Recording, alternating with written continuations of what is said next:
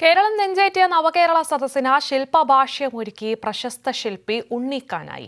വട്ടിയൂർക്കാവിൽ നടക്കുന്ന സമാപന സമ്മേളനത്തിൽ ശില്പം പ്രദർശിപ്പിക്കും. ചരിത്രത്തിൽ ഇടം നേടിയ നവകേരള സദസ്സിന്റെ ആശയം പ്രതിഫലിപ്പിക്കുന്നതാണ് ഉണ്ണിക്കാനായിയുടെ ശില്പം.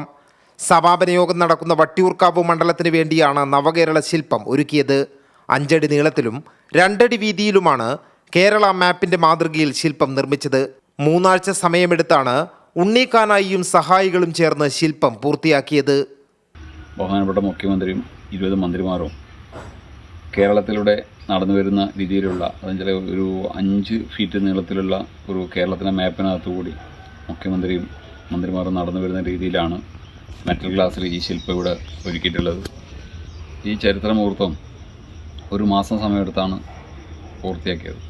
ആദ്യം 10 ഇഞ്ച് ഉയരത്തിൽ കളിമണ്ണിൽ ശില്പം തീർത്തു. പിന്നീട് പ്ലാസ്റ്റർ ഓഫ് പാരീസിൽ മോൾഡ് എടുത്ത് മെറ്റൽ ഗ്ലാസ്സിലേക്ക് കാസ്റ്റ് ചെയ്തു. അതിനുശേഷം മെറ്റാലിക് നിറം പൂശി വുഡ് സ്റ്റാൻഡിൽ ഘടിപ്പിക്കുകയായിരുന്നു. വട്ടിയൂർക്കാവിലെ സമാപന സമ്മേളനത്തിൽ വെച്ച് ശില്പം മുഖ്യമന്ത്രിക്ക് സമർപ്പിക്കും. കൈരളി ന്യൂസ്, കണ്ണൂർ.